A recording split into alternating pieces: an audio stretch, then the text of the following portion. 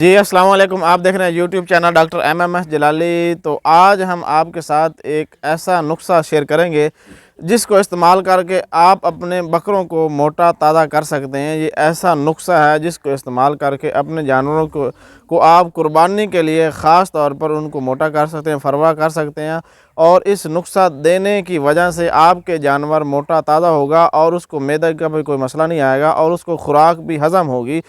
तो वीडियो शुरू करने से पहले आप सबसे गुजारिश है कि मेरे चैनल को सब्सक्राइब करें, लाइक करें, शेयर करें, ताकि हर नई आने वाली वीडियो आप तक लाजिम पहुंचे। हर फार्मर की ये कोशिश होती है कि मेरा जो जानवर है वो जल्द अज जल्द मोटा हो और मुझे ज़्यादा से ज़्यादा प्रॉफिट हासिल हो और कम खुराक खाए और ज़्यादा वो वज़न वेट करे। तकरीबन उसमें दही लेंगे आप और उसमें तेल लेंगे, सरसों का तेल, और तीसरी चीज़ है नमक। तो ये तमाम चीज़ें एक बकरे के लिए कितनी मिकदार इस्तेमाल होगी और कितना हम इस्तेमाल करेंगे ये भी आपके साथ सबका डिस्कस करें। तो ये तीन चीज़ें आप लेनी है, दही लेनी है, सरसों का तेल लेना है और नमक लेना है। इनको मिक्स करने का तरीकाकार भी आपके साथ शेयर करेंगे और देने का तरीकाकार भी आपको बताएंगे। कितनी मिकदार होनी चाहिए, दही की कितनी मिकदार होनी चाहिए और सरसों का तेल की कितनी मिकदार होनी चाहिए और नमक की कितनी मिकदार होनी चाहिए। ये तमाम चीज़ें आप मिक्स कर लें। तो ये सरसों का तेल है, तकरीबन भरसुंज एक बकरे को आप कम अज़ कम थोड़ा नज़दीक लाया, ये तकरीबन नेड़े ना तमाम बिल्कुल नेड़े।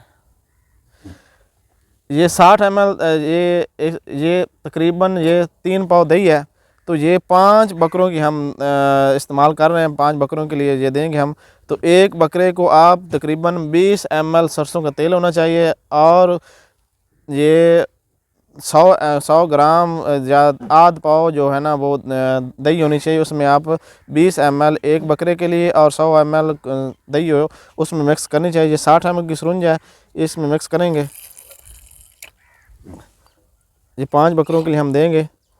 तो ये तमाम चीज़ें मिक्स कर लें। इसका ये होता है, ये जानवर का जो मैदा वो भी ठीक रहता है और जानवर को खुराक भी सही हज़म होती है। उसमें ऐसा ये 120 हो गया।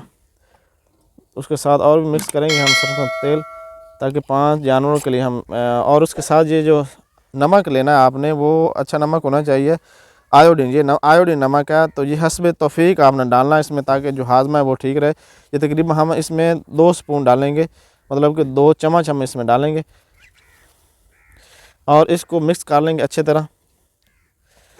मिक्स करने के बाद एक एक जानवर को हम ये पिलाएँगे। तो पिलाते वक्त भी ये एहतियात होती है कि आपने किस तरह पिलाना जानवर को। तो ये आपने हफ्ते में 2 बार देना है अपने जानवर को, इंशाल्लाह अपने जानवर को। तो हम एक एक करके इसको पिलाएंगे, तो ताकि जानवर मोटे ताज़े रहें और उसको मैदे का मसाल भी ना आए। तो ये तमाम चीज़ें आपने अच्छी तरह मिक्स कर लें। और पिलाने का ये भी तरीकाकार होता है, पकड़ पिलाओ। तो हाँ, ये पिलाने का ये तरीकाकार होता है कि आपने ये साइड से इसका मुंह खोलना है और उसमें आपने ज़बान इस जानवर की नहीं पकड़नी। अगर आप ज़बान पकड़ेंगे तो वो नुकसान होगा जानवर, ताकि वो सही तरह से पी नहीं पाएगा। तो आपने ये जानवर को हफ्ते में 2 दफ़ा देनी है। ये फार्मूला आपने इस्तेमाल करना है। तो इंशाल्लाह आपका जानवर मोटा हो जाएगा और कुर्बानी के लिए भी बिल्कुल दुरुस्त रहेगा। साइड से आपने देनी है, पूरी सुरंज आपने उसके मुंह में नहीं डालनी और ना ही ज़बान पकड़नी। अगर आप ज़बान पकड़ेंगे तो वो नुकसान होगा। वो सांस की नाली में ये जो मटेरियल कोई भी दे रहे हैं, चाहे दही दे रहे हैं या कोई और पानी वगैरह पिला रहे हैं, तो वो जब सांस की नाली में चला जाएगा तो वो अथरू भी आ सकता है और जानवर मौके पर भी एक्सपायर हो जाएगा। तो एक एक करके हम इसको पिलाएंगे तमाम जानवरों को, ताकि वो ठीक हो जाए।